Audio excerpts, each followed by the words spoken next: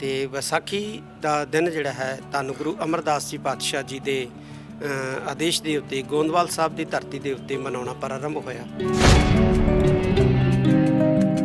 ਜਦੋਂ ਖਾਲਸੇ ਦੀ ਸਿਰਜਣਾ ਕਰਨੀ ਸੀ ਧੰਨ ਗੁਰੂ ਗੋਬਿੰਦ ਸਿੰਘ ਪਾਤਸ਼ਾਹ ਜੀ ਨੇ, ਤੇ ਉਹਨਾਂ ਨੇ ਫਿਰ ਇੱਕ ਵਿਸਾਖ ਦਾ ਦਿਨ ਜਿਹੜਾ ਹੈ ਇਸ ਮਹਾਨ ਜਿਹੜਾ ਕੌਤਕ ਕਰਨ ਵਾਸਤੇ ਇੱਕ ਵਿਸਾਖ, ਜਿਹਨੂੰ ਅਸੀਂ ਵਿਸਾਖੀ ਦਾ ਪਰਵ ਕਹਿੰਦੇ ਹਾਂ, ਉਹ ਚੁਣਿਆ ਸੀ। ਇਹ ਕਿ ਉਹਨਾਂ ਸਮਿਆਂ ਦੇ ਵਿੱਚ ਹੀ ਪੈਂਡੈਮਿਕ ਜਿਹੜੀ ਹੈ, ਮਹਾਮਾਰੀ ਜਿਹੜੀ ਹੈ, ਉਹ ਫੈਲੀ ਸੀ ਤੇ ਪਾਤਸ਼ਾਹ ਨੇ ਕਿਹਾ ਸੀ ਕਿ ਜਿਹੜਾ ਖੰਡੇ ਬਾਟੇ ਦੀ ਪਹੁਲ ਲਏਗਾ ਉਹਦੇ ਨਜ਼ਦੀਕ ਜਿਹੜਾ ਹੈ ਮਹਾਮਾਰੀ ਜਿਹੜੀ ਹੈ ਉਹ ਨਹੀਂ ਆਏਗੀ। ਤਾਂ ਬਹੁਤ ਸਾਰੇ ਲੋਕਾਂ ਦੇ ਵੱਲੋਂ ਪੰਜ ਕਕਾਰਾਂ ਦੇ ਉੱਪਰ ਵੀ ਸਵਾਲ ਉਠਾਏ ਜਾਂਦੇ ਨੇ। ਦੇਖੋ, ਪੰਜ ਕਕਾਰ ਜਿਹੜੇ ਨੇ ਇਹ ਸਾਡੀ ਖਾਲਸਾਈ ਵਰਦੀ ਦਾ ਜਿਹੜਾ ਹੈ ਅੰਗ ਹੈ, ਹਿੱਸਾ ਹੈ। ਧੰਨ ਗੁਰੂ ਗੋਬਿੰਦ ਸਿੰਘ ਪਾਤਸ਼ਾਹ ਜੀ ਦੀ ਚਲਾਈ ਹੋਈ ਮਰਿਆਦਾ ਦੇ ਮੁਤਾਬਕ ਅਸੀਂ ਪੰਜ ਕਕਾਰੀ ਵਰਦੀ ਜਿਹੜੀ ਹੈ ਉਹ ਧਾਰਨ ਕਰਦੇ ਹਾਂ। ਇਹ ਕਿਸੇ ਵਿਅਕਤੀ ਦਾ ਹੁਕਮ ਨਹੀਂ ਹੈ ਕਿ ਅਸੀਂ ਜਿਹੜਾ ਉਹਦੇ ਉੱਤੇ ਕਿੰਤੂ ਪਰੰਤੂ ਕਰੀਏ। ਇੱਕ ਸਿੱਖ ਲਈ ਇਹ ਸੋਚਣਾ ਵੀ ਗੁਨਾਹ ਹੈ ਕਿ ਗੁਰੂ ਨਾਨਕ ਸਾਹਿਬ ਤੇ ਗੁਰੂ ਗੋਬਿੰਦ ਸਿੰਘ ਮਹਾਰਾਜ ਦੀ ਵਿਚਾਰਧਾਰਾ ਦੇ ਵਿੱਚ ਅੰਤਰ ਹੈ। ਜਿਸ ਸਿੱਖੀ ਦੇ ਬੀਜ ਨੂੰ ਗੁਰੂ ਨਾਨਕ ਸਾਹਿਬ ਜੀ ਨੇ ਬੀਜਿਆ, ਧੰਨ ਗੁਰੂ ਅਰਜਨ ਦੇਵ ਜੀ ਮਹਾਰਾਜ ਨੇ ਆਪਣੇ ਲਹੂ ਦੇ ਨਾਲ ਸਿੰਜਿਆ, ਉਹ ਬੂਟਾ ਜਿਹੜਾ ਹੈ ਉਹ ਪਨਪ ਰਿਹਾ, ਪੈਦਾ ਹੋ ਗਿਆ। ਔਰ ਜਿਹੜੇ ਜੰਗਲੀ ਜਾਨਵਰ ਨੇ, ਹਕੂਮਤ ਜਿਨ੍ਹਾਂ ਦੇ ਸਿਰਾਂ ਦੇ ਉੱਤੇ ਬੋਲ ਰਹੀ ਹੈ ਚੜ੍ਹ ਕੇ, ਜਿਹੜੇ ਹਕੂਮਤੀ ਨਸ਼ੇ ਦੇ ਵਿੱਚ ਮੱਤੇ ਨੇ, ਇਹੋ ਜਿਹੇ ਆਵਾਰਾ ਪਸ਼ੂ ਜਿਹੜੇ ਆ ਇਸ ਬੂਟੇ ਨੂੰ ਕੁਚਲਣਾ ਚਾਹੁੰਦੇ ਨੇ। ਰਾਸ਼ਟਰੀ ਸਿੱਖ ਸੰਗਤ ਦੇ ਮਨਜੀਤ ਸਿੰਘ ਰਾਏ ਦੇ ਨਾਲ ਗੱਲਬਾਤ ਹੋਈ ਮੇਰੀ। ਉਹ ਕਹਿੰਦੇ ਸ਼੍ਰੋਮਣੀ ਕਮੇਟੀ ਅੱਜ RSS ਦੇ ਖਿਲਾਫ ਮਤੇ ਪਾਸ ਕਰ ਰਹੀ ਹੈ। ਸ਼੍ਰੋਮਣੀ ਕਮੇਟੀ ਨੂੰ ਇਹ ਚਾਹੀਦਾ ਹੈ, ਜਾਂ ਧਾਰਮਿਕ ਸੰਸਥਾਵਾਂ ਨੂੰ ਇਹ ਚਾਹੀਦਾ, ਉਹ ਰਾਜਨੀਤੀ ਨਾ ਕਰਨ, ਉਹ ਸਿੱਧਾ ਸਿੱਖੀ ਦਾ ਪ੍ਰਚਾਰ ਕਰਨ। BJP ਤਾਂ RSS ਦਾ ਇੱਕ ਵਿੰਗ ਹੈ, ਉਹਨਾਂ ਨੇ ਗਵਰਨਮੈਂਟ ਵੀ ਬਣਾਈ ਹੈ। ਇਸ ਕਰਕੇ ਉਹਨਾਂ ਵੱਲੋਂ ਕਹਿਣਾ ਕਿ ਸਿੱਖ ਸੰਸਥਾਵਾਂ ਜਿਹੜੀਆਂ ਇਕੱਲਾ ਧਰਮ ਦੀ ਗੱਲ ਕਰਨ। ਸਾਡੇ ਤਾਂ ਧਰਮ ਤੇ ਰਾਜਨੀਤੀ ਦਾ ਸੁਮੇਲ ਹੈ। ਸੰਸਥਾਵਾਂ ਨੂੰ ਖੋਖਲਾ ਜਿਹੜਾ ਹੈ ਉਹ ਸੰਸਥਾਵਾਂ ਦੇ ਅੰਦਰੋਂ ਵੀ ਕੀਤਾ ਜਾਂਦਾ ਹੈ, ਬਾਹਰੋਂ ਵੀ ਕੀਤਾ ਜਾਂਦਾ ਹੈ। ਸਾਨੂੰ ਅੰਦਰੋਂ ਖੋਖਲਾ ਕਰਨ ਵਾਲੇ, ਬਾਹਰੋਂ ਖੋਖਲਾ ਕਰਨ ਵਾਲਿਆਂ ਨੂੰ ਪਹਿਚਾਨਣ ਦੀ ਬਹੁਤ ਵੱਡੀ ਜ਼ਰੂਰਤ ਹੈ।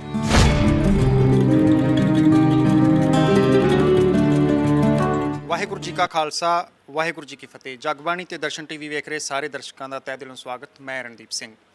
ਜੇਕਰ ਖਾਲਸੇ ਦੇ ਸਿਰਜਣਾ ਦਿਵਸ ਵਿਸਾਖੀ ਦਿਹਾੜੇ ਦੀ ਗੱਲ ਕੀਤੀ ਜਾਏ ਤਾਂ ਪੂਰੀ ਸਿੱਖ ਕੌਮ ਨੂੰ ਹਰ ਸਾਲ ਇਸ ਦਿਹਾੜੇ ਦਾ ਬਹੁਤ ਬੇਸਬਰੀ ਨਾਲ ਇੰਤਜ਼ਾਰ ਰਹਿੰਦਾ ਹੈ, ਕਿਉਂਕਿ ਇਹ ਉਹੀ ਦਿਨ ਹੈ ਜਦੋਂ ਧੰਨ ਧੰਨ ਗੁਰੂ ਗੋਬਿੰਦ ਸਿੰਘ ਮਹਾਰਾਜ ਨੇ 1699 ਦੀ ਵਿਸਾਖੀ ਵਾਲੇ ਦਿਨ ਖਾਲਸਾ ਪੰਥ ਦੀ ਸਿਰਜਣਾ ਕੀਤੀ ਸੀ। ਕੀ ਮਹੱਤਵ ਹੈ ਇਸ ਦਾ ਸਿੱਖ ਪੰਥ ਦੇ ਵਿੱਚ, ਅਸੀਂ ਗੱਲਬਾਤ ਕਰਾਂਗੇ। ਸਾਡੇ ਨਾਲ ਸ੍ਰੀ ਅਕਾਲ ਤਖਤ ਸਾਹਿਬ ਦੇ ਜਥੇਦਾਰ ਸਿੰਘ ਸਾਹਿਬ ਗਿਆਨੀ ਹਰਪ੍ਰੀਤ ਸਿੰਘ ਜੀ ਮੌਜੂਦ ਨੇ। ਸਿੰਘ ਸਾਹਿਬ ਸਾਡੇ ਨਾਲ ਨੇ, ਗੱਲਬਾਤ ਕਰਦੇ ਹਾਂ। ਸਿੰਘ ਸਾਹਿਬ, ਵਾਹਿਗੁਰੂ ਜੀ ਕਾ ਖਾਲਸਾ, ਵਾਹਿਗੁਰੂ ਜੀ ਕਾ ਖਾਲਸਾ, ਵਾਹਿਗੁਰੂ ਜੀ ਕੀ ਫਤਿਹ। ਸਿੰਘ ਸਾਹਿਬ, ਵਿਸਾਖੀ ਦੇ ਦਿਹਾੜੇ ਦੀ ਜੇਕਰ ਗੱਲ ਕਰੀਏ, ਹਰ ਸਿੱਖ ਨੂੰ ਬੜੀ ਬੇਸਬਰੀ ਨਾਲ ਇਸ ਦਾ ਇੰਤਜ਼ਾਰ ਹੁੰਦਾ ਹੈ। ਕੀ ਮਹੱਤਵ ਹੈ ਵਿਸਾਖੀ ਦਿਹਾੜੇ ਦਾ ਸਿੱਖ ਕੌਮ ਦੇ ਵਿੱਚ? 1699 ਦੀ ਵਿਸਾਖੀ ਵਾਲੇ ਦਿਨ ਹੀ ਸਿੱਖਾਂ ਦਾ ਇਸ ਦੇ ਨਾਲ ਨਾਤਾ ਜੁੜਿਆ, ਜਾਂ ਉਸ ਤੋਂ ਪਹਿਲਾਂ ਵੀ ਸਿੱਖ ਕੌਮ ਦਾ ਵਿਸਾਖੀ ਦਿਹਾੜੇ ਦੇ ਨਾਲ ਕੋਈ ਨਾਤਾ ਸੀ? ਵਿਸਾਖੀ ਦਾ ਜਿਹੜਾ ਪਰਵ ਹੈ, ਜਿਹਨੂੰ ਸਾਡੇ ਸਿੱਖ ਇਤਿਹਾਸ ਦੇ ਵਿੱਚ ਵਿਸੋਇਆ ਵੀ ਲਿਖਿਆ, ਇਹਦੀ ਸ਼ੁਰੂਆਤ ਧੰਨ ਧੰਨ ਸਾਹਿਬ ਸ੍ਰੀ ਗੁਰੂ ਅਮਰਦਾਸ ਜੀ ਪਾਤਸ਼ਾਹ ਦੇ ਸਮੇਂ ਗੋਂਦਵਾਲ ਸਾਹਿਬ ਦੀ ਪਾਵਨ ਧਰਤੀ ਤੋਂ ਹੋਈ ਸੀ। ਧੰਨ ਗੁਰੂ ਅਮਰਦਾਸ ਜੀ ਪਾਤਸ਼ਾਹ ਜੀ ਦੇ ਸੇਵਕ ਸੀ ਭਾਈ ਪਾਰੋ ਜੀ, ਜਿਨ੍ਹਾਂ ਨੂੰ ਪਰਮਹੰਸ ਦਾ ਸਨਮਾਨ ਮਹਾਰਾਜ ਪਾਤਸ਼ਾਹ ਜੀ ਨੇ ਬਖਸ਼ਿਆ ਸੀ। ਉਹਨਾਂ ਨੇ ਮਹਾਰਾਜ ਨੂੰ ਬੇਨਤੀ ਕੀਤੀ, ਮਹਾਰਾਜ ਆਪਾਂ ਨੂੰ ਸਾਲ ਦੇ ਵਿੱਚ ਇੱਕ ਦਿਨ ਸਿੱਖ ਸੰਗਤ ਦਾ ਵਿਸ਼ੇਸ਼ ਇਕੱਠ ਜਿਹੜਾ ਹੈ ਉਹ ਸੱਦਣਾ ਚਾਹੀਦਾ ਹੈ।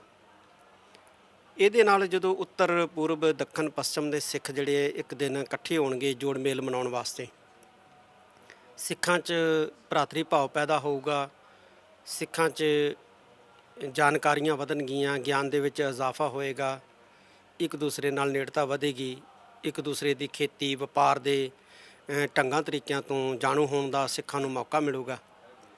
ਤਾਂ ਮਹਾਰਾਜ ਨੇ ਇਸ ਤਜਵੀਜ਼ ਨੂੰ ਬਹੁਤ ਪਸੰਦ ਕੀਤਾ ਔਰ ਕਿਹਾ ਕਿ ਠੀਕ ਹੈ।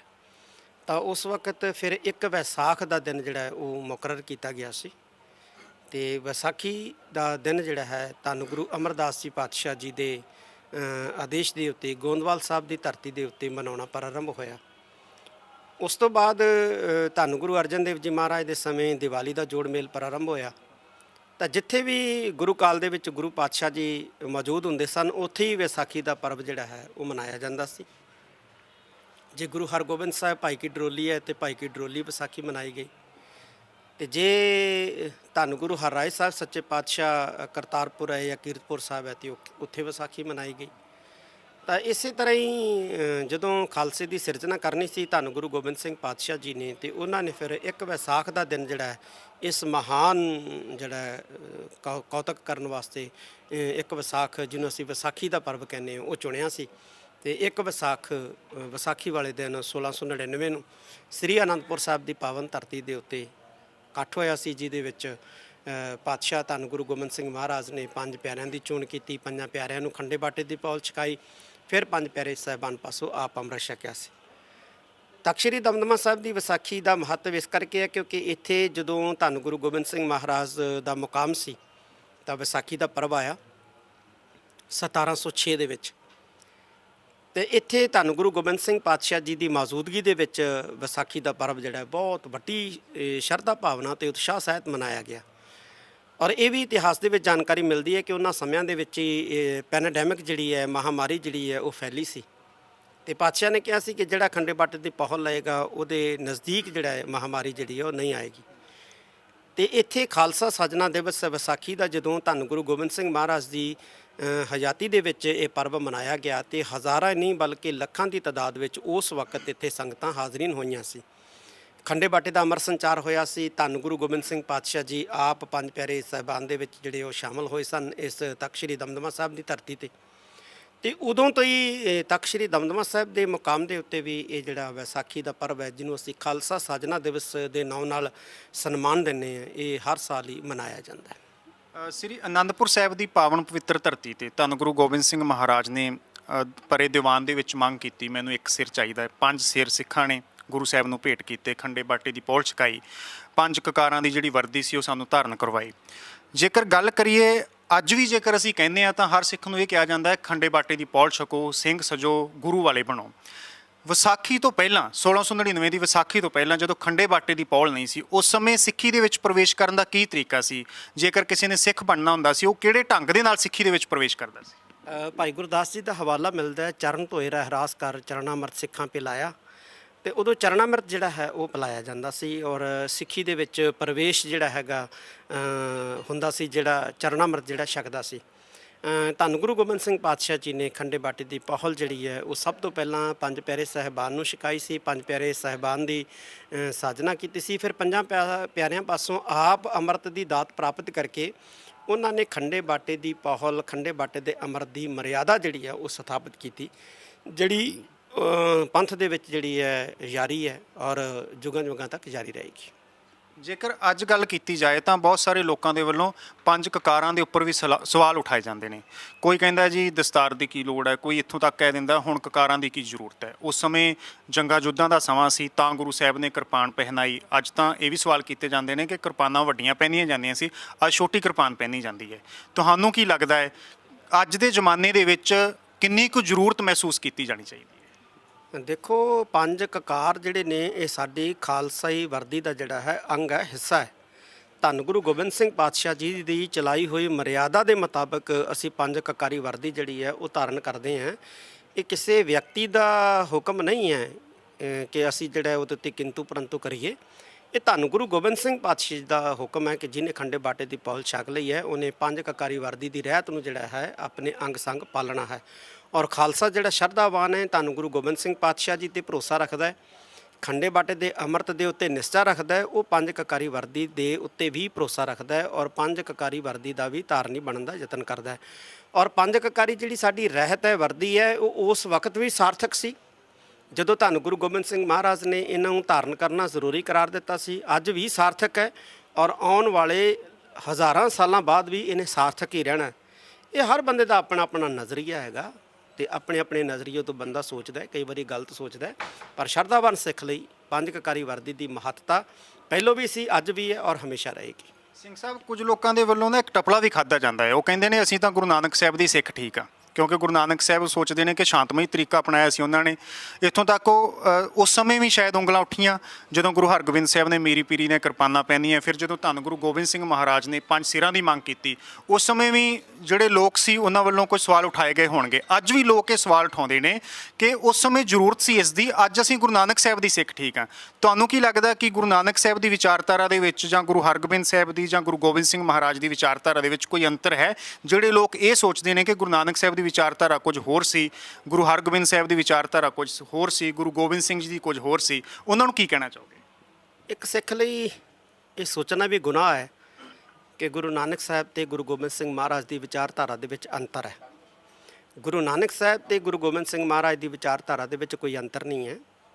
ਜਿਸ ਫੌਲਾਦ ਤੋਂ ਸ੍ਰੀ ਗੁਰੂ ਗੋਬਿੰਦ ਸਿੰਘ ਮਹਾਰਾਜ ਨੇ ਸ਼ਸਤਰ ਬਣਾਇਆ ਹੈ, ਉਹ ਫੌਲਾਦ ਇਉਂ ਕਹਿ ਦਈਏ ਸਮਝਣ ਵਾਸਤੇ ਕਿ ਸ੍ਰੀ ਗੁਰੂ ਨਾਨਕ ਦੇਵ ਜੀ ਮਹਾਰਾਜ ਨੇ ਤਿਆਰ ਕੀਤੀ ਹੈ, ਜਾਂ ਕਹਿ ਦਈਏ ਕਿ ਜਿਸ ਖਾਲਸਾ ਜਿਹੜਾ ਹੈ ਇੱਕ ਫਲ ਹੈ ਤੇ ਇਹਦਾ ਬੀਜ ਜਿਹੜਾ ਉਹ ਗੁਰੂ ਨਾਨਕ ਸਾਹਿਬ ਸੱਚੇ ਪਾਤਸ਼ਾਹ ਨੇ ਬੀਜਿਆ।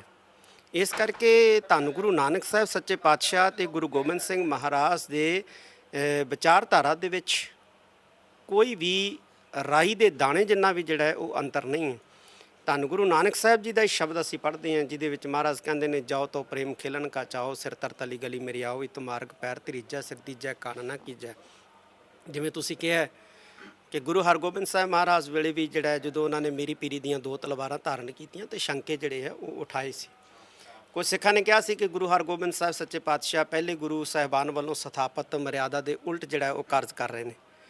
ਪਰ ਉਸ ਵਕਤ ਭਾਈ ਗੁਰਦਾਸ ਜੀ ਵਰਗੇ ਜਿਹੜੇ ਮਹਾਨ ਪੰਥ ਦੇ ਵਿਦਵਾਨ ਸੀ, ਉਹਨਾਂ ਨੇ ਫਿਰ ਸਿੱਖਾਂ ਨੂੰ ਸਮਝਾਇਆ, ਜਿਹੜੇ ਇਸ ਤਰ੍ਹਾਂ ਦੇ ਭੁਲੇਖੇ ਦੇ ਵਿੱਚ ਪੈ ਕੇ ਕੱਚੀਆਂ ਪੱਲੀਆਂ ਗੱਲਾਂ ਕਰ ਰਹੇ ਸੀ। ਉਹਨਾਂ ਨੂੰ ਕਿਹਾ ਭਾਈ ਗੁਰਦਾਸ ਜੀ ਨੇ ਕਿ ਤੁਸੀਂ ਕਿਸਾਨੀ ਕਰਦੇ ਹੋ, ਬੀਜ ਬੀਜਦੇ ਹੋ, ਪਾਣੀ ਲਾਉਂਦੇ ਹੋ, ਜਦੋਂ ਫਸਲ ਪੱਕਣ 'ਤੇ ਆ ਜਾਂਦੀ ਹੈ ਫਿਰ ਤੁਸੀਂ ਅਵਾਰਾ ਪਸ਼ੂਆਂ ਤੋਂ ਬਚਾਉਣ ਵਾਸਤੇ, ਜਾਨਵਰਾਂ ਤੋਂ, ਜੰਗਲੀ ਜਾਨਵਰਾਂ ਤੋਂ ਬਚਾਉਣ ਵਾਸਤੇ ਕੀ ਕਰਦੇ ਹੋ? ਤਾਂ ਉਹਨਾਂ ਨੇ ਕਿਹਾ, ਮਹਾਰਾਜ ਅਸੀਂ ਭਾਈ ਸਾਹਿਬ ਅਸੀਂ ਵਾੜ ਕਰਦੇ ਹਾਂ, ਕੰਡਿਆਲੀ ਵਾੜ ਕਰਦੇ ਹਾਂ, ਜਾਂ ਡਾਂਗ ਲੈ ਕੇ ਸੋਟਾ ਲੈ ਕੇ ਪਹਿਰੇਦਾਰੀ ਕਰਦੇ ਹਾਂ। ਭਾਈ ਗੁਰਦਾਸ ਜੀ ਨੇ ਫਿਰ ਉਹਨਾਂ ਨੂੰ ਸਮਝਾਇਆ ਕਿ ਮੇਰੀ ਪੀਰੀ ਦੇ ਮਾਲਕ ਗੁਰੂ ਹਰਗੋਬਿੰਦ ਸਾਹਿਬ ਸੱਚੇ ਪਾਤਸ਼ਾਹ ਵੀ ਅਜਿਹੇ ਕਰ ਰਹੇ ਨੇ। ਜਿਸ ਸਿੱਖੀ ਦੇ ਬੀਜ ਨੂੰ ਗੁਰੂ ਨਾਨਕ ਸਾਹਿਬ ਜੀ ਨੇ ਬੀਜਿਆ, ਧੰਨ ਗੁਰੂ ਅਰਜਨ ਦੇਵ ਜੀ ਮਹਾਰਾਜ ਨੇ ਆਪਣੇ ਲਹੂ ਦੇ ਨਾਲ ਸਿੰਜਿਆ, ਉਹ ਬੂਟਾ ਜਿਹੜਾ ਹੈ ਉਹ ਪਨਪ ਰਿਹਾ, ਪੈਦਾ ਹੋ ਗਿਆ। ਔਰ ਜਿਹੜੇ ਜੰਗਲੀ ਜਾਨਵਰ ਨੇ, ਹਕੂਮਤ ਜਿਨ੍ਹਾਂ ਦੇ ਸਿਰਾਂ ਦੇ ਉੱਤੇ ਬੋਲ ਰਹੀ ਹੈ ਚੜ੍ਹ ਕੇ, ਜਿਹੜੇ ਹਕੂਮਤੀ ਨਸ਼ੇ ਦੇ ਵਿੱਚ ਮੱਤੇ ਨੇ, ਇਹੋ ਜਿਹੇ ਅਵਾਰਾ ਪਸ਼ੂ ਜਿਹੜੇ ਆ ਇਸ ਬੂਟੇ ਨੂੰ ਕੁਚਲਣਾ ਚਾਹੁੰਦੇ ਨੇ। ਤੇ ਅਜਿਹੇ ਮਾਹੌਲ ਦੇ ਵਿੱਚ ਸਿੱਖੀ ਦੇ ਬੂਟੇ ਨੂੰ ਬਚਾਉਣ ਵਾਸਤੇ ਗੁਰੂ ਹਰਗੋਬਿੰਦ ਸਾਹਿਬ ਸੱਚੇ ਪਾਤਸ਼ਾਹ ਨੇ ਮੇਰੀ ਪੀਰੀ ਦੀਆਂ ਤਲਵਾਰਾਂ ਧਾਰਨ ਕੀਤੀਆਂ ਨੇ। ਬਿਲਕੁਲ ਉਸੇ ਤਰ੍ਹਾਂ ਜਿਵੇਂ ਤੁਸੀਂ ਸੋਟੇ ਚੁੱਕ ਕੇ, ਡਾਂਗ ਚੁੱਕ ਕੇ ਆਪਣੀ ਫਸਲ ਦੀ ਪਹਿਰੇਦਾਰੀ ਕਰਦੇ ਹੋ, ਇਵੇਂ ਗੁਰੂ ਹਰਗੋਬਿੰਦ ਸਾਹਿਬ ਸੱਚੇ ਪਾਤਸ਼ਾਹ ਨੇ ਹੁਣ ਪਹਿਰੇਦਾਰੀ ਦੀ ਮਰਿਆਦਾ ਵੀ ਨਾਲ ਸਥਾਪਿਤ ਕਰ ਦਿੱਤੀ ਹੈ ਕਿ ਸਿੱਖ ਨੇ ਇਸ ਵਿਚਾਰਧਾਰਾ ਦੀ ਧਾਰਨੀ ਬਣਨਾ ਹੈ ਔਰ ਇਸ ਵਿਚਾਰਧਾਰਾ ਦੀ ਜਿਹੜੀ ਹੈ ਹਰਿਆਏ ਪਸ਼ੂਆਂ ਤੋਂ ਰਾਖੀ ਵੀ ਕਰਨੀ ਹੈ। ਔਰ ਕਿਸ ਤਰ੍ਹਾਂ ਕਰਨੀ ਹੈ, ਇਹ ਗੁਰੂ ਹਰਗੋਬਿੰਦ ਸਾਹਿਬ ਮਹਾਰਾਜ ਮੀਰੀ ਪੀਰੀ ਦੀਆਂ 2 ਤਲਵਾਰਾਂ ਧਾਰਨ ਕਰਕੇ ਸਾਨੂੰ ਸਿਖਾ ਰਹੇ ਨੇ। ਤਾਂ ਸਿੱਖਾਂ ਨੂੰ ਸਮਝ ਆਈ ਔਰ ਬਹੁਤ ਸਾਰੇ ਸਿੱਖ ਜਿਹੜੇ ਹੈ ਧੰਨ ਗੁਰੂ ਹਰਗੋਬਿੰਦ ਸਾਹਿਬ ਜੀ ਦੀ ਫੌਜ ਦੇ ਵਿੱਚ ਸ਼ਾਮਲ ਹੋਏ। ਪਰ 1-2% ਜਿਹੜੇ ਭੁੱਲੜ ਸੀ ਉਹ ਗੱਲਾਂ ਕਰਦੇ ਰਹੇ, ਉਹਨਾਂ ਨੂੰ ਕੋਈ ਫਰਕ ਨਹੀਂ ਪਿਆ ਨਾ ਪੈਂਦਾ ਹੈ। ਤਾਂ ਹਮੇਸ਼ਾ ਹੀ ਸਾਡਾ ਇਹ ਕਨਸੈਪਟ ਜਿਹੜਾ ਰਿਹਾ ਹੈ ਮੀਰੀ ਤੇ ਪੀਰੀ ਦਾ, ਧਰਮ ਤੇ ਰਾਜਨੀਤੀ ਦਾ, ਦੇਗ ਤੇ ਤੇਗ ਦਾ, ਸੰਤ ਤੇ ਸਿਪਾਹੀ ਦਾ, ਔਰ ਇਹਨੂੰ ਕੋਈ ਜੁਦਾ ਨਹੀਂ ਕਰ ਸਕਦਾ। ਸਿੰਘ ਸਾਹਿਬ, ਉਸ ਸਮੇਂ ਸਿੱਖੀ ਨੂੰ ਕੁਚਲਣ ਦੇ ਲਈ ਬਾਹਰੋਂ ਹਮਲੇ ਕੀਤੇ ਜਾਂਦੇ ਸੀ, ਇਸ ਕਰਕੇ ਗੁਰੂ ਹਰਗੋਬਿੰਦ ਸਾਹਿਬ ਮਹਾਰਾਜ ਨੇ ਮੀਰੀ ਪੀਰੀ ਦੇ ਸਿਧਾਂਤ ਨੂੰ ਸਾਡੇ ਸਾਹਮਣੇ ਰੱਖਿਆ। ਉਸ ਤੋਂ ਬਾਅਦ 10ਵੇਂ ਪਾਤਸ਼ਾਹ ਗੁਰੂ ਗੋਬਿੰਦ ਸਿੰਘ ਮਹਾਰਾਜ ਨੇ ਨਿਸ਼ਾਨੇ ਸਿੱਖੀ ਈ 5 ਹਰਫ ਕਾਫ, ਹਰਗਿਜ਼ ਨਾ ਬਾਂਝ ਤੇ ਈ 5 ਮੁਆਫ, ਇਹ ਵਾਲੀ ਜਿਹੜੀ ਗੱਲ ਹੁਕਮ ਕਰਕੇ ਸਾਨੂੰ ਕਿਹਾ ਵੀ 5 ਕਕਾਰੀ ਵਰਦੀ ਧਾਰਨ ਕਰਨੀ ਹੈ। ਅੱਜ ਜੇਕਰ ਦੇਖੀਏ ਤਾਂ ਵਿਚਾਰਧਾਰਕ ਤੌਰ ਤੇ ਸਿੱਖੀ ਨੂੰ ਕੁਚਲਣ ਦੀਆਂ ਗੱਲਾਂ ਹੋ ਰਹੀਆਂ ਨੇ। ਉਸ ਸਮੇਂ ਤਾਂ ਸ਼ਸਤਰ ਕੰਮ ਆ ਗਏ, ਗੁਰੂ ਸਾਹਿਬ ਨੇ ਸ਼ਸਤਰਧਾਰੀ ਸਾਨੂੰ ਬਣਾਇਆ। ਅੱਜ ਕਿਸ ਚੀਜ਼ ਦੀ ਜ਼ਰੂਰਤ ਹੈ? ਜਿਹੜੇ ਲੋਕ, ਜਿਵੇਂ ਪਿਛਲੇ ਸਮੇਂ ਦੌਰਾਨ ਤੁਹਾਡੇ ਵੀ ਬਿਆਨ ਆਉਂਦੇ ਰਹੇ, SGPC ਵੱਲੋਂ ਵੀ ਮਤਾ ਪਾਸ ਕੀਤਾ ਗਿਆ, RSS ਦੀ ਜੇਕਰ ਗੱਲ ਕਰੀਏ, ਵਿਚਾਰਧਾਰਕ ਤੌਰ ਤੇ ਉਹਨਾਂ ਵੱਲੋਂ ਸਿੱਖੀ ਨੂੰ ਕੁਚਲਣ ਦੀਆਂ ਕੋਸ਼ਿਸ਼ਾਂ ਕੀਤੀਆਂ ਜਾ ਰਹੀਆਂ ਨੇ। ਅੱਜ ਕਿਹੜਾ ਸ਼ਸਤਰ ਹੈ ਜਿਸ ਦੇ ਨਾਲ ਆਪਣੀ ਸਿੱਖੀ ਨੂੰ ਬਚਾਇਆ ਜਾ ਸਕਦਾ? ਨਹੀਂ, ਇਸ ਤਰ੍ਹਾਂ ਨਹੀਂ। ਜਦੋਂ ਅਸੀਂ ਆਪਣੇ ਇਤਿਹਾਸ ਦਾ ਅਧਿਐਨ ਕਰਦੇ ਹਾਂ ਨਾ, ਸਾਨੂੰ ਗੁਰੂ ਕਾਲ ਦੇ ਵਿੱਚ ਹੀ ਦੋਹਰੇ ਹਮਲਿਆਂ ਦੀ ਜਿਹੜੀ ਹੈ ਉਹ ਗੱਲ ਜਿਹੜੀ ਹੈ ਸਾਹਮਣੇ ਆਉਂਦੀ ਦਿਸਦੀ ਹੈ। ਜਿੱਥੇ ਹਕੂਮਤ ਨੇ ਸਿੱਖੀ ਦੇ ਉੱਤੇ ਸਿੱਧੇ ਹਮਲੇ ਕੀਤੇ, ਜਿਵੇਂ ਤੁਸੀਂ ਕਹਿ ਰਹੇ ਹੋ ਤਲਵਾਰ ਦੇ ਨਾਲ ਹਮਲੇ ਕੀਤੇ, ਉੱਥੇ ਅਦ੍ਰਿਸ਼ਟ ਜਿਹੜੇ ਆ ਹਮਲੇ ਜਿਹੜੇ ਆ ਉਹ ਵੀ ਕੀਤੇ ਸੀ। ਜਿਵੇਂ ਗੁਰੂ ਘਰ ਦੇ ਵਿੱਚੋਂ ਹੀ ਪ੍ਰਿਥੀ ਚੰਦ ਨੂੰ ਧੰਨ ਗੁਰੂ ਅਰਜਨ ਦੇਵ ਜੀ ਮਹਾਰਾਜ ਦੇ ਖਿਲਾਫ ਖੜਾ ਕਰਨਾ, ਫਿਰ ਧੀਰਮਲ ਨੂੰ ਗੁਰੂ ਹਰਗੋਬਿੰਦ ਸਾਹਿਬ ਸੱਚੇ ਪਾਤਸ਼ਾਹ ਦੇ ਖਿਲਾਫ ਜਿਹੜਾ ਉਹ ਖੜਾ ਕਰਨਾ, ਗੁਰੂ ਹਰਰਾਜ ਸਾਹਿਬ ਸੱਚੇ ਪਾਤਸ਼ਾਹ ਦੇ ਖਿਲਾਫ ਜਿਹੜਾ ਧੀਰਮਲ ਨੂੰ ਵਰਤਣਾ, ਫਿਰ 9ਵੇਂ ਪਾਤਸ਼ਾਹ ਦੇ ਸਮੇਂ 10ਵੇਂ ਪਾਤਸ਼ਾਹ ਦੇ ਸਮੇਂ ਰਾਮ ਰਾਏ ਨੂੰ ਜਿਹੜਾ ਹੈਗਾ ਉਹ ਗੁਰੂ ਘਰ ਦੇ ਖਿਲਾਫ ਇਸਤੇਮਾਲ ਕਰਨਾ। ਤੇ ਇਹ ਜਿਹੜੀਆਂ ਸਾਜ਼ਿਸ਼ਾਂ ਜਿਹੜੀਆਂ ਨੇ ਇਹ ਪਹਿਲੋਂ ਵੀ ਚੱਲਦੀਆਂ ਰਹੀਆਂ ਨੇ, ਅੱਜ ਵੀ ਚੱਲਦੀਆਂ ਨੇ। ਉਸ ਵਕਤ ਵੀ ਸਾਨੂੰ ਵਿਚਾਰਧਾਰਕ ਤੌਰ ਤੇ ਕੁਚਲਣ ਦੇ ਯਤਨ ਜਿਹੜੇ ਹੈ ਉਹ ਹਕੂਮਤ ਗਾਹੇ ਬਗਾਹੇ ਜਿਹੜੀ ਹੈ ਕਰਦੀ ਸੀ, ਜਾਂ ਜਿਹੜੇ ਲੋਕ ਨਹੀਂ ਚਾਹੁੰਦੇ ਸਨ ਕਿ ਸਿੱਖੀ ਜਿਹੜੀ ਹੈ ਉਹ ਪਨਪੇ, ਸਿੱਖੀ ਪੈਦਾ ਹੋਏ ਇਸ ਫਿਜ਼ਾ ਦੇ ਵਿੱਚ, ਤੇ ਉਹ ਲੋਕ ਜਿਹੜੇ ਆ ਹਮੇਸ਼ਾ ਸਾਜ਼ਿਸ਼ਾਂ ਪਹਿਲੋਂ ਵੀ ਰਚਦੇ ਰਹੇ ਆ ਵਿਚਾਰਧਾਰਕ ਤੌਰ ਤੇ ਖ਼ਤਮ ਕਰਨ ਦੇ ਲਈ, ਔਰ ਅੱਜ ਵੀ ਜਿਹੜਾ ਉਹ ਰਚਦੇ ਆ। ਪਰ ਸਾਨੂੰ ਸਾਵਧਾਨ ਹੋਣ ਦੀ ਲੋੜ ਹੈ।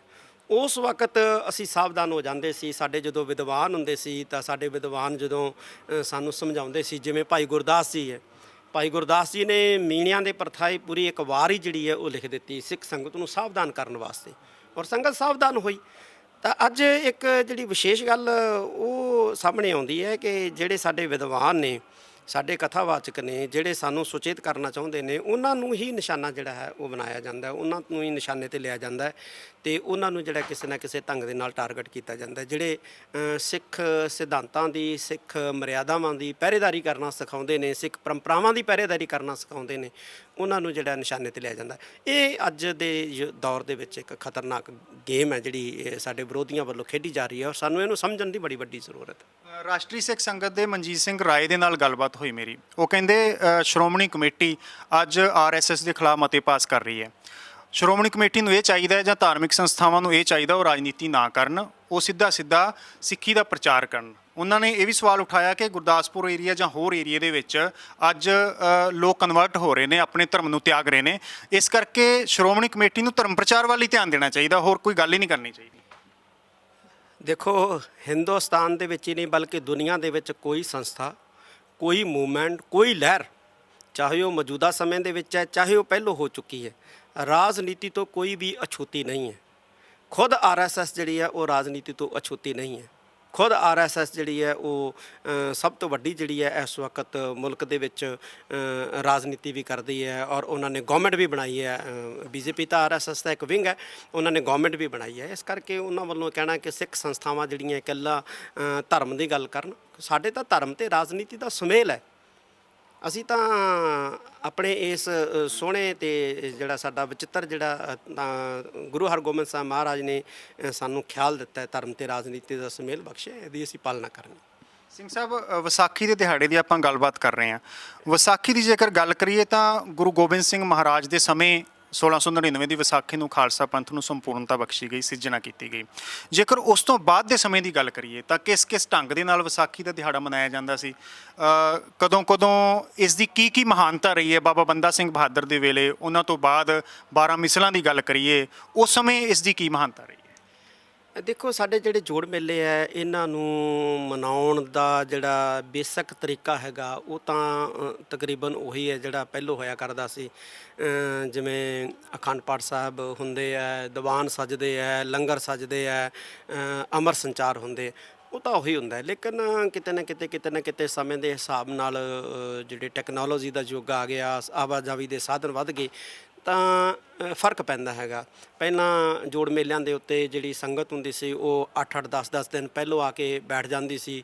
ਸਾਰੀ ਰਾਤ ਧਾਰਮਿਕ ਦੀਵਾਨ ਸਜਦੇ ਸੀ, ਸਾਰੀ ਰਾਤ ਸੰਗਤ ਧਾਰਮਿਕ ਦੀਵਾਨ ਦੇ ਵਿੱਚ ਢਾਡੀ ਸੁਣਦੀ ਸੀ, ਕਵਿਸ਼ਰ ਸੁਣਦੀ ਸੀ, ਪ੍ਰਚਾਰਕ ਸੁਣਦੀ ਸੀ।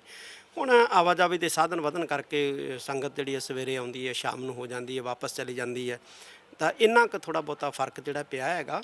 ਬਾਕੀ ਜਿਹੜਾ ਸਾਡਾ ਰਵਾਇਤੀ ਢੰਗ ਦੇ ਨਾਲ ਜਿਵੇਂ ਅਸੀਂ ਪੁਰਾਤਨ ਸਮੇਂ ਦੇ ਵਿੱਚ ਮਨਾਉਂਦੇ ਸੀ, ਉਵੇਂ ਅਸੀਂ ਰਵਾਇਤੀ ਢੰਗ ਦੇ ਨਾਲ ਅੱਜ ਵੀ ਮਨਾਉਂਦੇ ਹਾਂ। ਅੱਜ ਵੀ ਦੀਵਾਨ ਸਜਦੇ ਆ, ਅੱਜ ਵੀ ਸ੍ਰੀ ਅਖੰਡ ਪਾਠ ਸਾਹਿਬ ਦੇ ਭੋਗ ਪਾਏ ਜਾਂਦੇ ਨੇ, ਅੱਜ ਵੀ ਅੰਮ੍ਰਿਤ ਸੰਚਾਰ ਹੁੰਦੇ ਆ। ਜਿੱਥੇ ਵੀ ਕਿਤੇ ਜੋੜ ਮੇਲ ਹੁੰਦਾ ਅੱਜ ਵੀ ਧਾਰਮਿਕ ਦੀਵਾਨਾਂ ਦੇ ਵਿੱਚ ਢਾਡੀ ਕਵਿਸ਼ਰ ਜਿਹੜੇ ਆ ਉਹ ਆਉਂਦੇ ਨੇ ਔਰ ਲੱਗਦੇ ਨੇ। ਅੱਜ ਵੀ ਲੰਗਰ ਸਜਦੇ ਨੇ। 1699 ਦੀ ਵਿਸਾਖੀ ਤੋਂ ਪਹਿਲਾਂ ਦੇ ਹਾਲਾਤ ਕਿਹੋ ਜਿਹੇ ਸੀ? ਪਹਿਲਾਂ ਜਨਤਾ ਦੇ ਹਾਲਾਤ ਕਿੱਦਾਂ ਦੇ ਸੀ, ਧਾਰਮਿਕ ਤੌਰ 'ਤੇ, ਰਾਜਸੀ ਤੌਰ 'ਤੇ, ਸਮਾਜਿਕ ਤੌਰ 'ਤੇ? ਤੇ ਜਦੋਂ ਗੁਰੂ ਗੋਬਿੰਦ ਸਿੰਘ ਮਹਾਰਾਜ ਨੇ ਖਾਲਸਾ ਪੰਥ ਦੀ ਸਿਰਜਣਾ ਕੀਤੀ, ਉਸ ਤੋਂ ਬਾਅਦ ਕੀ ਤਬਦੀਲੀਆਂ ਆਈਆਂ, ਕਿੰਨਾ ਕੁ ਫਰਕ ਪਿਆ?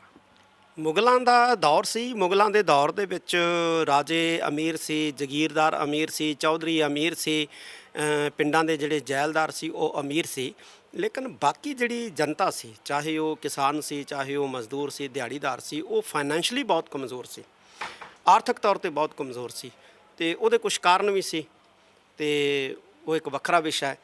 ਤਾਂ ਐਸੀ ਪੋਜੀਸ਼ਨ ਦੇ ਵਿੱਚ ਲੋਕ ਫਿਰ ਵੀ ਜਿਹੜੇ ਹੈ ਉਹ ਆਸਥਾ ਜਿਹੜੀ ਹੈ ਆਪਣੇ ਸਥਾਨਾਂ ਦੇ ਉੱਤੇ, ਜਿਹੜੇ ਉਹਨਾਂ ਦੇ ਧਾਰਮਿਕ ਸਥਾਨ ਸੀ, ਰੱਖਦੇ ਸੀ, ਚਾਹੇ ਹਿੰਦੂ ਸੀ, ਚਾਹੇ ਸਿੱਖ ਸੀ ਜਾਂ ਮੁਸਲਮਾਨ ਸੀ। ਤੇ ਜੇ ਅਸੀਂ ਸਿੱਖਾਂ ਦੀ ਗੱਲ ਕਰੀਏ ਤੇ ਸਿੱਖਾਂ ਨੇ ਹਮੇਸ਼ਾ ਹੀ ਜਿਹੜਾ ਆਪਣੇ ਗੁਰੂ ਦੇ ਉੱਤੇ ਭਰੋਸਾ ਰੱਖਿਆ ਹੈ। ਤਾਂ ਉਸ ਦੌਰ ਦੇ ਵਿੱਚ ਵੀ ਸਿੱਖ ਜਿਹੜੇ ਹੈ ਪੈਦਲ ਜਿਹੜੇ ਹੈ ਆਪਣੇ ਗੁਰੂ ਜੀ ਦੇ ਦਰਸ਼ਨ ਦਿਦਾਰੇ ਕਰਨ ਜਾਂਦੇ ਸੀ, ਔਰ ਜਿੰਨਾ ਕੁ ਵਿੱਤ ਹੁੰਦਾ ਸੀ ਦਸਵੰਧ ਕਮਾਈ ਦੇ ਵਿੱਚੋਂ ਕੱਢ ਕੇ ਉਹਦੇ ਮੁਤਾਬਕ ਹੀ ਜਿਹੜਾ ਉੱਥੇ ਲੰਗਰਾਂ ਦੇ ਵਿੱਚ ਯੋਗਦਾਨ ਪਾਉਂਦੇ ਸੀ, ਉੱਥੇ ਹੋਰ ਜਿਹੜੀ ਕੋਈ ਉਸਾਰੀ ਕੰਸਟਰਕਸ਼ਨ ਚੱਲਦੀ ਸੀ ਉਹਦੇ ਵਿੱਚ ਯੋਗਦਾਨ ਪਾਉਂਦੇ ਸੀ। ਤਾਂ ਮਾਨਸਿਕ ਤੌਰ ਦੇ ਉੱਤੇ ਇਹ ਜਿਹੜੇ ਸਾਡੇ ਸਿੱਖ ਸੀ ਖਾਸ ਤੌਰ ਦੇ ਉੱਤੇ ਉਹ ਬਹੁਤ ਮਜ਼ਬੂਤ ਹੋ ਚੁੱਕੇ ਸੀ। ਇਹੋ ਹੀ ਕਾਰਨ ਸੀ ਕਿ ਬਾਅਦ ਦੇ ਵਿੱਚ ਮਾਨਸਿਕ ਤੌਰ ਤੇ ਮਜ਼ਬੂਤ ਹੋਏ ਲੋਕਾਂ ਨੇ ਹੀ ਵਿਸ਼ਾਲ ਖਾਲਸਾ ਰਾਜ ਭਾਗ ਜਿਹੜਾ ਉਹ ਕਾਇਮ ਕੀਤਾ। ਗੁਰੂ ਸਾਹਿਬਾਨਾਂ ਦੀ ਇਹ ਖਾਸ ਦੇਣ ਸੀ ਕਿ ਉਹਨਾਂ ਨੇ ਇਸ ਖਿੱਤੇ ਦੇ ਵਿੱਚ ਵਸਣ ਵਾਲੇ ਲੋਕਾਂ ਨੂੰ ਮਾਨਸਿਕ ਤੌਰ ਦੇ ਉੱਤੇ ਮਜ਼ਬੂਤ ਕੀਤਾ, ਔਰ ਜਿਹੜੇ ਲੋਕ ਮਾਨਸਿਕ ਤੌਰ ਦੇ ਉੱਤੇ ਮਜ਼ਬੂਤ ਹੋਏ ਉਹ ਆਰਥਿਕ ਤੌਰ ਦੇ ਉੱਤੇ ਵੀ ਮਜ਼ਬੂਤ ਹੋਏ। ਤਾਂ ਮਾਨਸਿਕ ਤੇ ਆਰਥਿਕ ਤੌਰ ਤੇ ਮਜ਼ਬੂਤ ਹੋਏ, ਸਮਾਜਿਕ ਤੌਰ ਤੇ ਮਜ਼ਬੂਤ ਹੋਏ ਲੋਕਾਂ ਨੇ ਮੁਗਲ ਸਾਮਰਾਜ ਦੇ ਖਿਲਾਫ ਟੱਕਰ ਲਈ ਔਰ ਉਹਨੂੰ ਜਿਹੜਾ ਹੈ ਧਰਾਸ਼ਾਹੀ ਕੀਤਾ। ਸਿੰਘ ਸਾਹਿਬ, 1699 ਦੀ ਵਿਸਾਖੀ ਤੇ ਗੁਰੂ ਗੋਬਿੰਦ ਸਿੰਘ ਮਹਾਰਾਜ ਨੇ ਜਦੋਂ ਖੰਡੇ ਬਾਟੇ ਦੀ ਪਹੁਲ ਦਿੱਤੀ, ਨਾਲ ਇਹ ਕਹਿਤਾ ਅੱਜ ਤੋਂ ਬਾਅਦ ਤੁਹਾਡੀ ਜਾਤ ਪਾਤ ਖਤਮ। ਅੱਜ ਵੀ ਜਿਹੜਾ ਸਿੱਖ ਹੈ ਉਸ ਨੂੰ ਇਹੀ ਹੁਕਮ ਕੀਤਾ ਜਾਂਦਾ ਹੈ ਕਿ ਜਦੋਂ ਵੀ ਅੰਮ੍ਰਿਤ ਛਕਾਇਆ ਜਾਂਦਾ ਵੀ ਤੁਹਾਡੇ ਪਿਤਾ ਧੰਨ ਗੁਰੂ ਗੋਬਿੰਦ ਸਿੰਘ ਮਹਾਰਾਜ, ਮਾਤਾ ਸਾਹਿਬ ਕੌਰ ਤੇ ਤੁਸੀਂ ਵਾਸੀ ਆਨੰਦਪੁਰ ਸਾਹਿਬ ਦੇ ਹੋ, ਤੁਹਾਡੀ ਜਾਤ ਪਾਤ ਖਤਮ। ਪਰ ਅੱਜ ਜੇਕਰ ਪੰਜਾਬ ਦੀ ਧਰਤੀ ਤੇ ਦੇਖੀਏ ਤਾਂ ਜਾਤਾਂ ਪਾਤਾਂ ਦੇ ਆਧਾਰਿਤ ਬਹੁਤ ਸਾਰੇ ਗੁਰਦੁਆਰੇ ਬਣੇ ਹੋਏ ਨੇ। ਇੱਕ ਇੱਕ ਪਿੰਡ ਦੇ ਵਿੱਚ ਕਈ ਕਈ ਗੁਰਦੁਆਰੇ ਨੇ। ਲੋਕ ਬੜੇ ਮਾਣ ਨਾਲ ਆਪਣੇ ਨਾਮ ਦੇ ਨਾਲ ਸਿੰਘ ਲਗਾਉਣ ਦੀ ਬਜਾਏ ਜਾਤ ਪਾਤ ਲਾਉਂਦੇ ਨੇ। ਉਸ ਸਮੇਂ ਗੁਰੂ ਸਾਹਿਬ ਨੇ ਨਾਮ ਦੇ ਨਾਲ ਸਿੰਘ ਲਗਾਇਆ, ਬੀਬੀਆਂ ਦੇ ਨਾਮ ਦੇ ਨਾਲ ਕੌਰ ਲਗਾਇਆ। ਅੱਜ ਕੀ ਵਜ੍ਹਾ ਹੈ, ਕਿੱਥੇ ਕਮੀ ਰਹਿ ਗਈ, ਇਹ ਲੋਕ ਕਿਉਂ ਕਰ ਰਹੇ ਨੇ? ਦੇਖੋ, ਜਾਤ ਪਾਤ ਗੁਰੂ ਨਾਨਕ ਸਾਹਿਬ ਸੱਚੇ ਪਾਤਸ਼ਾਹ ਨੇ ਖਤਮ ਕੀਤੀ ਹੈ। ਇੱਕ ਹਿਸਟੋਰੀਅਨ ਹੋਇਆ ਡਾਕਟਰ ਹਰੀਰਾਮ ਗੁਪਤਾ, ਉਹਨੇ ਬੜੇ ਸੋਹਣੇ ਸ਼ਬਦ ਕਹੇ ਆ।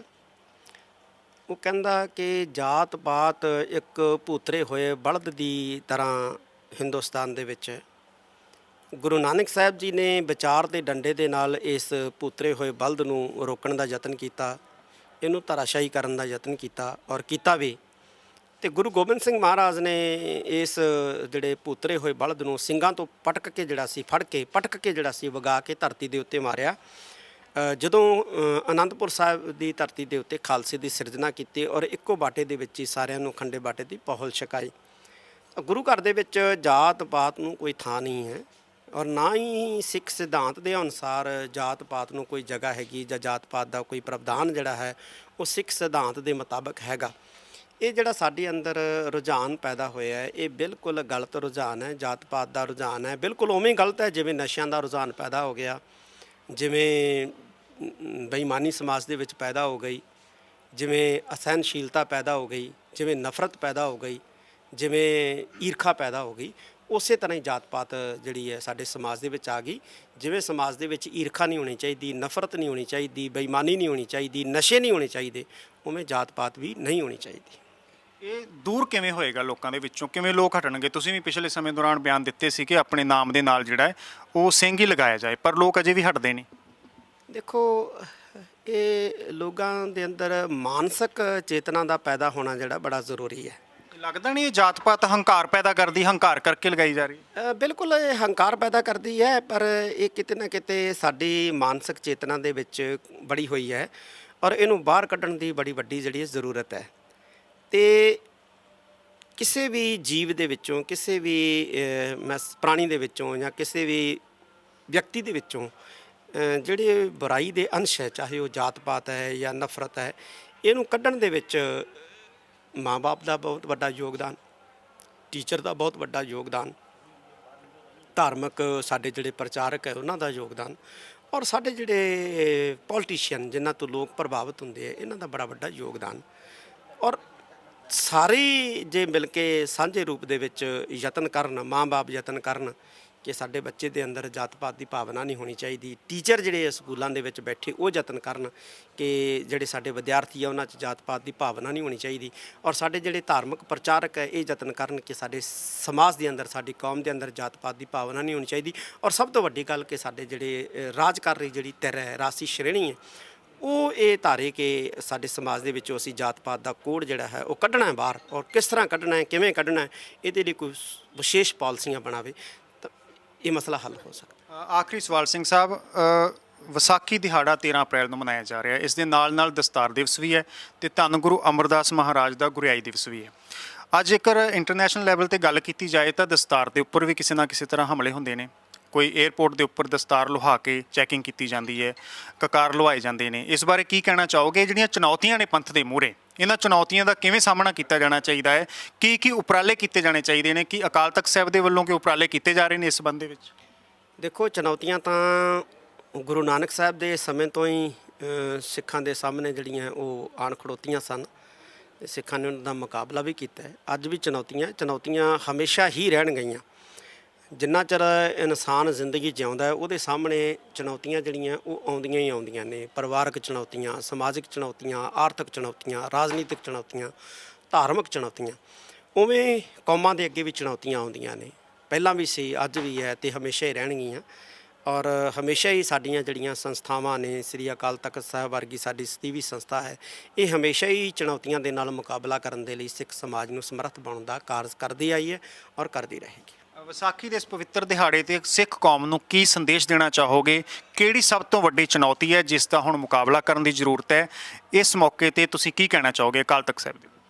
ਇਸ ਵਕਤ ਮੈਂ ਸਮਝਦਾ ਜਿਹੜੀ ਸਭ ਤੋਂ ਵੱਡੀ ਚੁਣੌਤੀ ਹੈ ਉਹ ਇਹ ਹੈ ਕਿ ਸਾਡਾ ਖੇਰੂ ਹੋਣਾ।